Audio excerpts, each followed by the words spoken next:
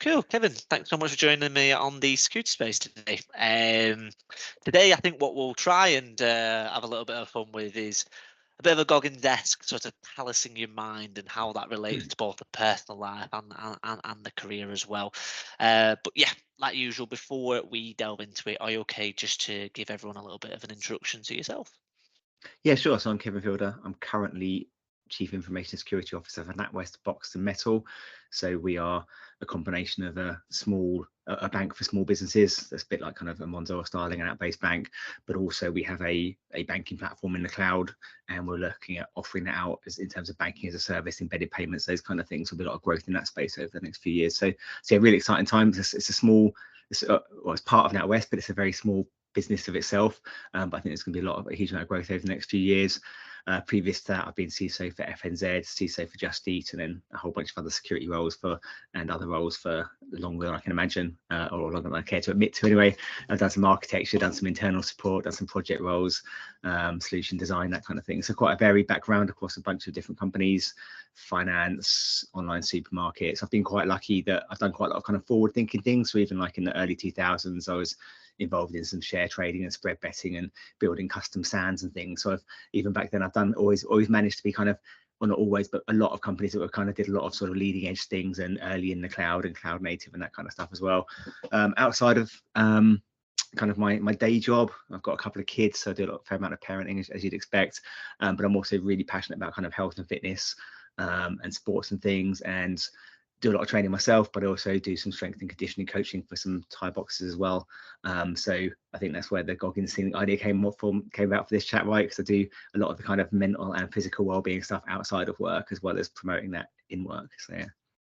Perfect. Yeah. So yeah, pretty much exactly that. Um, so in terms of jumping into it, then, you know, what are some of basically how do you have enough hours in the day to actually juggle everything there? 'Cause it sounds like obviously you got a full-time job, you've got two young children, you do your S&C. Like, firstly, how do you even find the time to actually do that? Because there's some people listening to this that probably are just gassed at the end of the day just with their job alone. So how do you sort of balance everything? Yeah, I think it definitely helps if you enjoy it. Yeah, if you enjoy what you do, it's a lot easier. So I'm lucky enough that I love the work I do. You know, I think anyone who works in security knows it's one of those kind of jobs when you've never done. So I always like learning, always like having new things to do, new things to understand. I sort of think about some other jobs, something completely wrong, so I don't do them. But say like finance or something, I always think once you kind of know all the rules and how to drive a spreadsheet really well and stuff, yeah, it's going to be new things with budgets and whatever else every year, but you're probably kind of partly done with learning. So one of the things people you often look at and go like, when people are like teenagers and kids, their only job is learning, and all you're doing is learning new stuff all the time, right? And it's like, why can't I do that now? And the reason why adults can't keep learning and keep doing new things is because we just stop. You get into a job and not necessarily a rut, but you kind of find your niche, and you might keep progressing a little bit, but you're not kind of going, wow, what's all this stuff I can learn all of the time, right? So security is kind of one of those fields where you can always keep learning, and that always keeps your brain active and young, I think.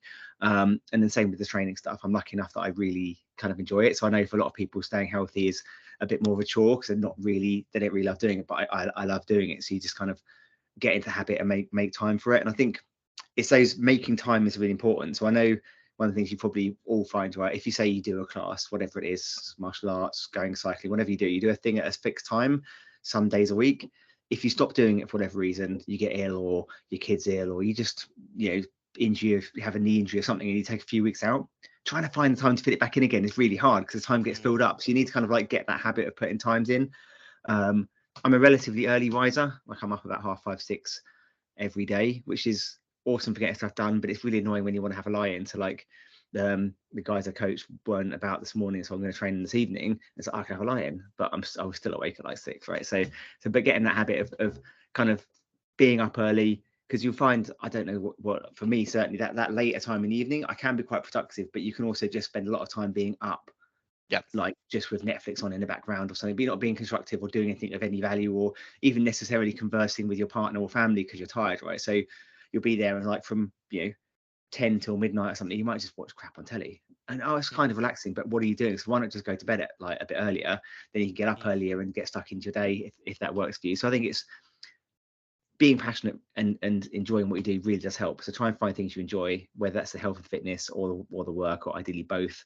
But also discipline. So there's two things, right? There's always two things at play. One is the motivation, but then there's a day when it's like, you know, if I've got to get up at 5:30 and go and train the guys, and it's middle of winter and it's raining outside, and I've got to walk up to the gym, and I'm like, oh, I don't want to be doing this, but you do, right?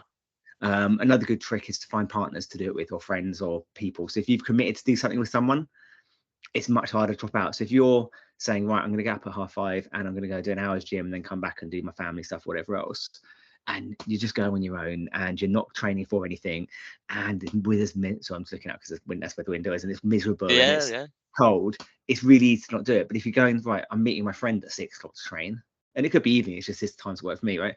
And I'm going to let them down if I don't go, and they've got up and they're there. So I've got to send a message to someone who's also got up at 5:30 and is going to meet me at the gym and train with me, and tell them I'm not coming. You're much more likely to go. So find whatever works for you to help you get in that routine. So train with people, make commitments to people, maybe enter something if you find those people like a challenge. So a lot of people find if they've got a goal, like I'm going to go and do a 5K. Doesn't have to be some Ironman triathlon, right? But start off with something, going to run a 5K or whatever it happens to be. And then you've got a goal. So you've got to train for that goal, right? So you've got something to aim for. I know I find it easier to aim for things if I've got a target, especially with like learning. So yeah, discipline and motivation, find things you enjoy, try and make it a routine, right? I think about a lot of these things, whether it's learning or kind of the sort of health and fitness side of things, as investments.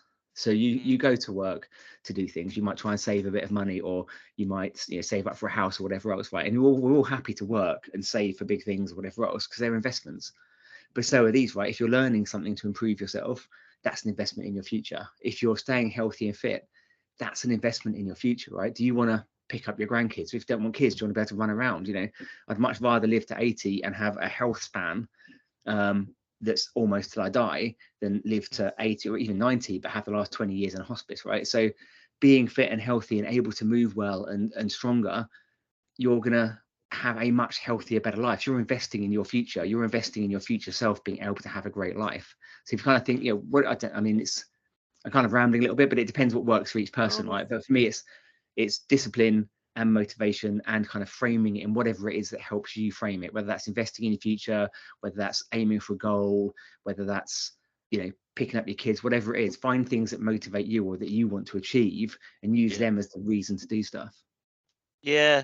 No, I completely can echo what you're saying there, in the sense of like the gym for me. It's like my next question is sort of, you know, how are they all linked, and how can you link sort of like what goes on in your brain to what you do in your body to then your career and then subsequently your relationships. But I'll come to that in a second. But just to tie up your point, like time and time again, like, and it is essentially what the title is. It is callous in your mind. Time and time again, when I find myself in a rut, it's like, right, on the Sunday night before a week, it'd be like, right, I'm going to the gym Monday, I'm doing it.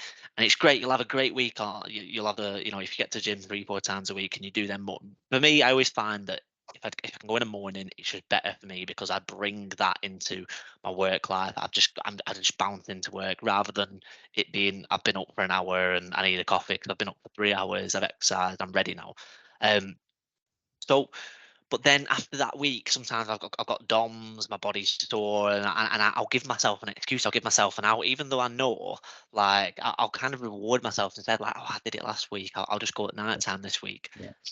So basically, my question is like, why do we, as humans, why can we not be a little bit more like robots in the sense of like, because sometimes it is beneficial to be a robot, a machine, boring, same thing, same day out.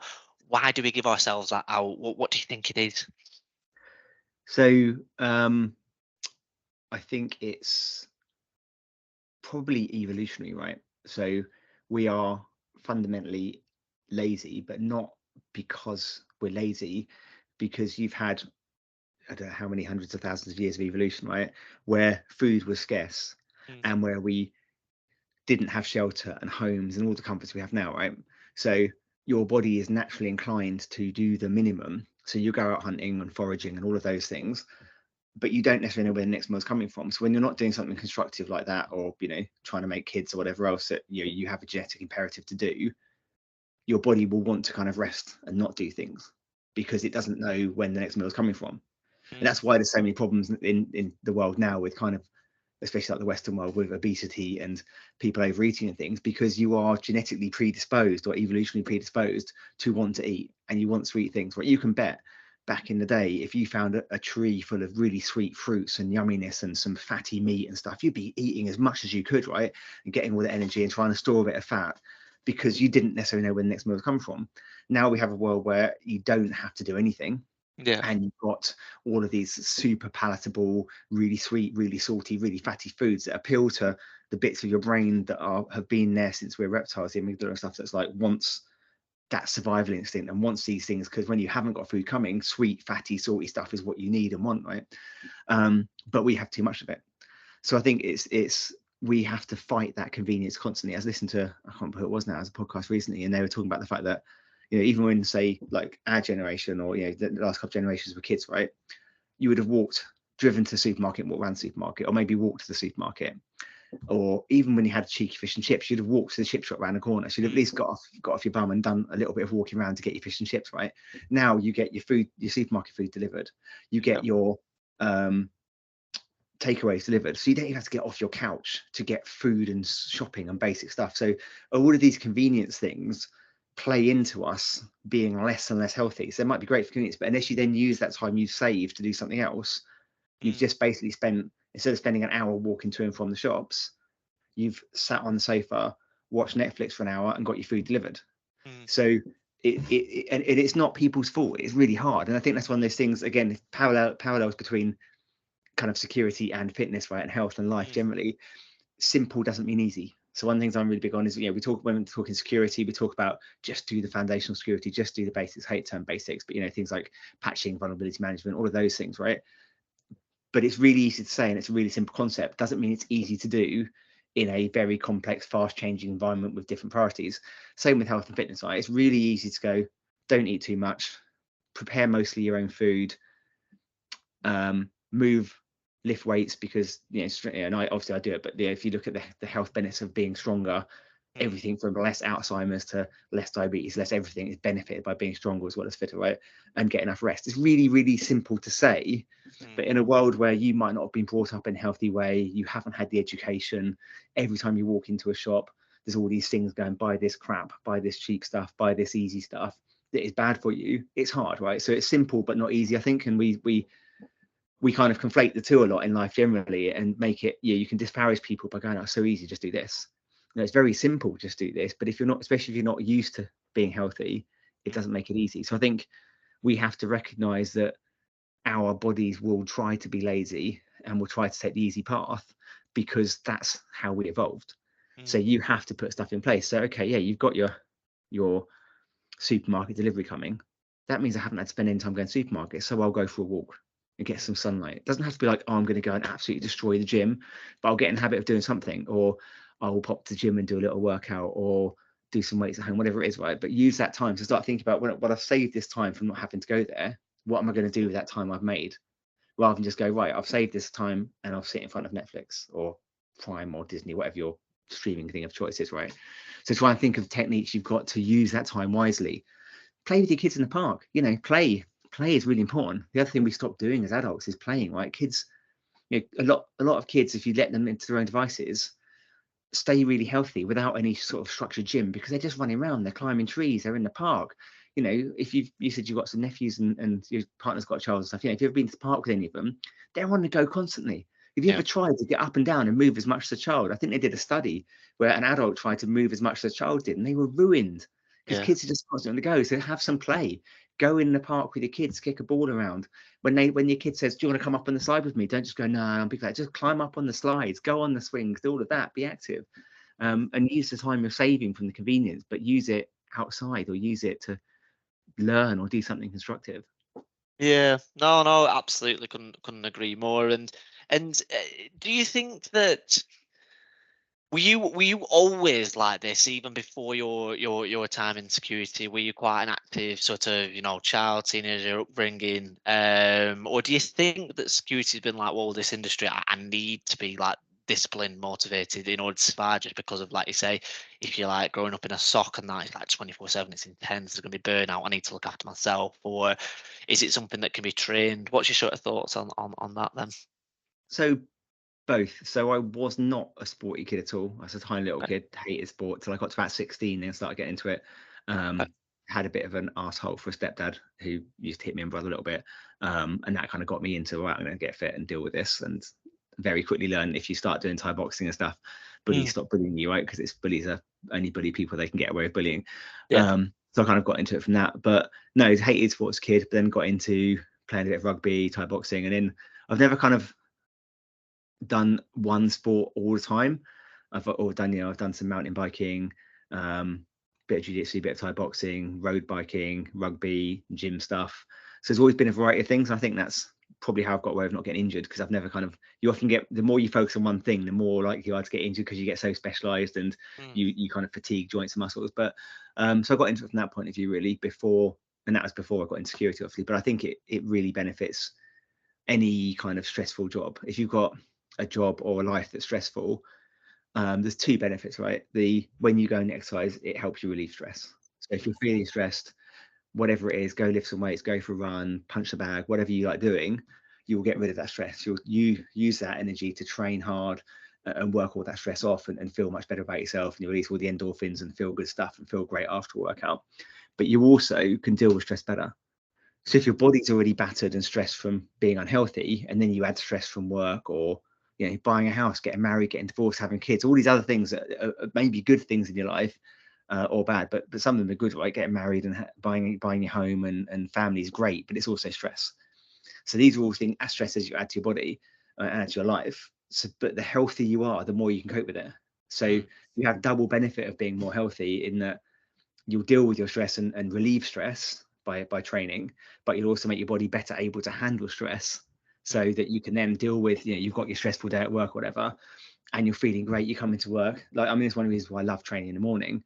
No, there's two reasons. One is because you feel great, but the other one is once you've done it, even if you intend Yeah. to do something else later, but something comes up, you've That's already the trained. thing, yeah. Yeah, The you get that. number one Yeah, thing is you've looked after yourself first and foremost to start the day. If you train in the morning, regardless of if anything happens, if your car breaks down on the way to work, you've sorted yourself out, you sorted your head out, you sorted your body out, and that's done then, isn't it? So I completely can echo that. yeah. Sorry, I cut across you then.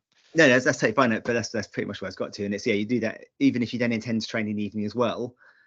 If you miss that, you've still done something. Whereas if you get up in the morning, do your stuff, go to work, and then some bad stuff happens in the day, or you just get tired and, I get home, I'm too tired to train, you've done Yeah, nothing.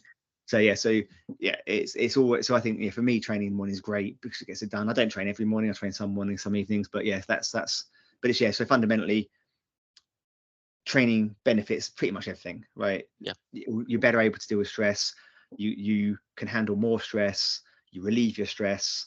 And yeah, like we might get into in a bit, there's so many health benefits from being, you don't have to be like sort of like me, or like Mr. David Goggins. You don't have to be anywhere near that extreme, right? In fact, the level he's doing is probably unhealthy. If you can train yeah, too much, and it's like, elite athletes are not necessarily the healthiest people on the planet, because when you train that hard, you actually hamper your immune system and stuff. So you don't, for pure health, you want to walk around as a guy probably like mid-teens percent body fat, not, maybe a hint of abs, but not kind of super lean. That's, you don't, that's too lean for health.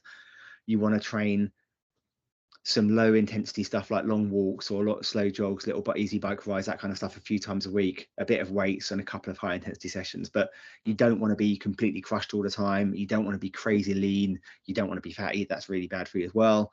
But it's not about super extreme. It's just about being healthy and able to move, maybe doing a bit of stretching and yoga as well. So your body is just in a, mm, like, they call it GPP, so general physical preparedness. Your body's just able to do stuff, right? So whether it's deal with stress at work, run for a bus, chase your kid, kick a football around. Whenever someone says, "Oh, should we go and kick a ball around?" or "Should we go and do this?" or your kid's like, "Oh, can we go for a bike ride?" You can do all these things comfortably. You can put heavy stuff on the shelf. You can paint a room. You can do your gardening. You can chop little trees down. Whatever you kind of need to do, you're able to do all of these things. You're just kind of a human that's capable, yeah. effectively. Yeah, exactly. It's looking after your vessel through life Mm. because you get one, isn't it? Yeah, no. Yeah. So amongst all the many sports that you do, why do you then put yourself through further pain by jumping in an ice bath then? What sort of benefit are you getting from that? Talk to me about that. So again, that's one of those ones that I think has multiple aspects of benefit. So there's hot and cold therapy. So pretty much always after training, we go and sit in this, especially when I'm coaching the team, we sit in the sauna for like 15-20 minutes after training, which is supposed to help you recover, release growth hormone, other good things. So just generally good for your body. You know, Scandinavians all love it, right? They seem to think you should get, I think the optimum is like 50 to 60 minutes of sauna a week. Doesn't have to be all in one session, can be broken up. You just need to get that core temperature up. And then obviously, I know that's completely opposite to the ice bath question, but they're related because then you've got the cold therapy as well. And that seems to have loads of benefits about recovery. So it's the interesting one. You can kind of sauna anytime you want. If you're trying to get stronger or grow your muscles, you shouldn't ice bath immediately after training. You should leave a few hour gap. It can hamper the sort of muscle growth side of things. But if you're training, say you fighters or whatever, and you're doing it purely for recovery, you can do it straight after training.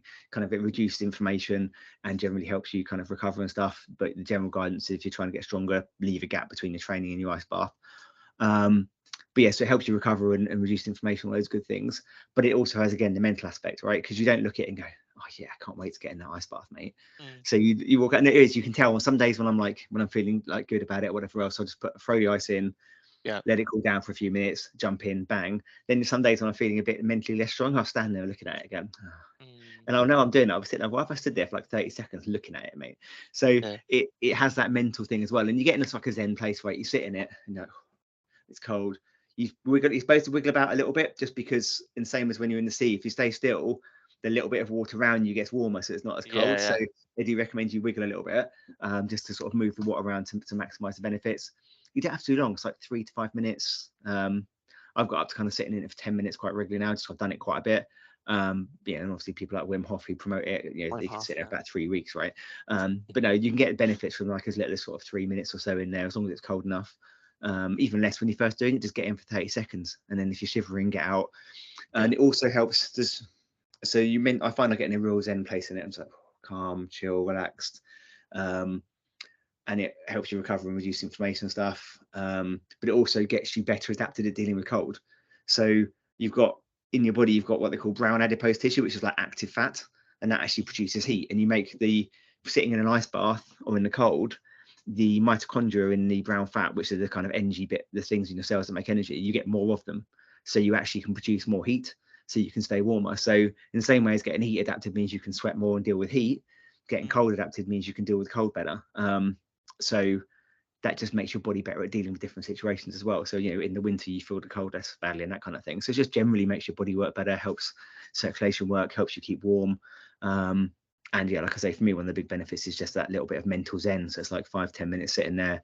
I might record a little thing if I remember to do that, but mostly just sitting there chilling, maybe chatting with your friends if they're there as well, because we'll quite often, 2 or 3 of us might take turns doing it if there's a few of us around. But yeah, so it's just a really good thing for you mentally and physically, and a bit like that discipline. I think anytime you make yourself do something you're not loving, you're building that strength of character and that strength of will. So it's like, right, if someone says go and sit in a warm bath and read a book, you're like, yeah, I can do that, mate. No problem there. But it might be nice for you in terms of relaxing, but it doesn't offer any kind of all the other health benefits necessarily. It doesn't offer that mental strength benefit. And I'm a huge fan of some of these things, that the more you can build mental strength, then when someone says do something difficult at work or deal with a difficult situation, it doesn't have to be, it could just be your partner getting ill or you getting ill or something else happening. The stronger you are here, the better able you are to deal with hard situations, because you're used to dealing with hard situations. You go and work as hard as you can at the gym. Yes, it's making you fitter, but mentally you're like, I'm mentally strong. I can go 100% there. And at the end of it, I was absolutely in pain. Everything hurt, but I did it and I pushed through.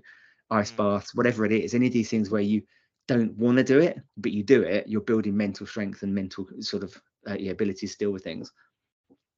To kind of summarize that point then, but yeah, it's about getting comfortable with the uncomfortable, isn't it? It's something that I've always wanted to get better at myself, but I'm not there yet. So pretty much one of my final questions actually is, have you actually ever, it sounds like this routine now is just embedded in you, and it's just like, it's just what you do. It's not like this crazy thing that you're trying to get back in. It's just your routine.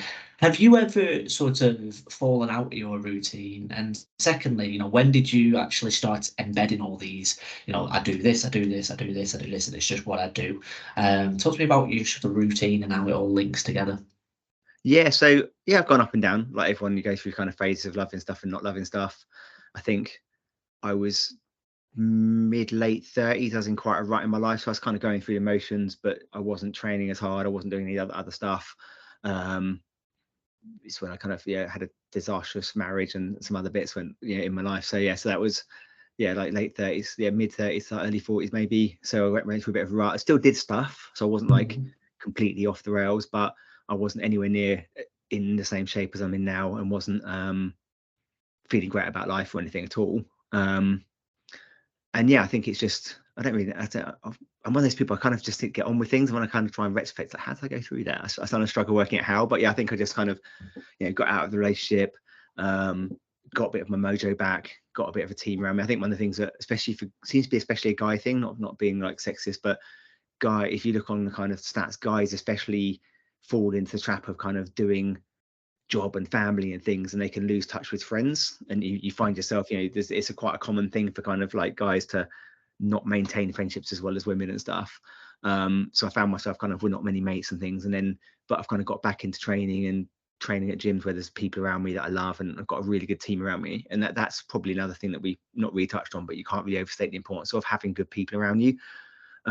Make that effort. Doesn't have to be millions. Like 5 really good friends is all you need, right? I think there's some quote about, give me 5 men who'll do anything and I'll take over a country or something. But it's like, you can, a few really good people around you that've got your back and you've got their back and want the best for you and support you. It is really important. So that's definitely helped. And then, like we said, it's kind of just, you don't have to be, I think the way to be is you have kind of a routine, but you don't have to necessarily like kill yourself if you miss something. So your goal, try and have a goal of doing a little bit more than you think is the minimum. So if you miss something, it's fine. Say you think my minimum should be 3 training sessions a week, I'll plan in 4 or 5. Then if 1 or 2 get missed, you still hit your minimum. So kind of plan a bit above what you think the minimum is. So some weeks you have great weeks. Oh yeah, I did my whole 5 sessions. Brilliant. That's amazing. Other weeks I missed a couple, but I still got my minimum. Whereas if you plan for 3 and miss 1, it's like you've done a less than your minimum. So try and plan in a bit more than what you think is the minimum you need. And like I say, set times, put it in your diary, in the same way as we promote doing things like, if you're lucky enough to be able to go and pick your kids up from school or whatever else, put that in your diary and show your teams that that's acceptable behavior, right? Because if we're able to flex work to do some things for the family, that's really important. Same for this, whether it's a lunchtime run or a lunchtime walk or a couple of mornings a week, you do something before work, whatever it is, put them in your diary, make commitments, commit to doing it with people, so that you don't dip out when you've got a tired day. So I think, so have great people around you, try and make it as much of a routine as possible, plan in slightly more than you think you need, so that if you miss some, you've still got what you think you need, and do it with people, or make commitments. Even if you've got to train on your own, so you might, say you are doing a triathlon or something, you might do a lot of runs on your own or something, but make commitments of what you're going to do. So right, I'm going to do this, and talk about it openly. So if you are going to do an event, tell your family and friends, I'm going to do that event. So you've kind of publicly committed to doing it. So you dropping out is harder, because mentally, if no one knows you dropped out apart from you. Whereas if other people know, they know you dropped out. So yeah, routine, friends that support you, and be ruthless with friends, right? If friends hold you back, ditch them, because people who hold you back and make your life worse aren't your friends, right? They're just people that might be in your life. So have friends that support your goals and help you get there. Have people you train with, make commitments, make it a routine, and plan in a bit more than you kind of think you need, so that if you miss something, you still get that kind of, that whatever you think the minimum dose is. No, exactly. And did you find when you started, putting yourself into these circles, into this routine in like say mid-30s, did it translate into your professional life as well? Did you find yourself changing the way you work, or was the work always did that remain constant throughout? No, I think that's the other thing we need to recognise, right? Which is why looking out for your teams is really important, and understanding a little bit about people's personal lives, because people's personal lives affect their work, right? There's no way it can't, right? If you were kept up at night with a screaming kid, you're not going to be 100% that next day at work. If you're moving house or going through a divorce or dealing with a funeral or whatever, just stuff in life, that can affect work, and vice versa, right? If you've had a really stressful week at work, you might be a little bit shorter with your friends and family at home because you're just really stressed already, and be cognizant of that. So the two, you spend 40, 50, 60 hours a week working, right? So work and life are very interlinked, especially if you flex things a bit more, because you might have a bit of time off in the day, but then work in the evenings. So there's a huge amount of interlink between the two. Now I remember when I was going through some of this, and in that marriage that was less than awesome,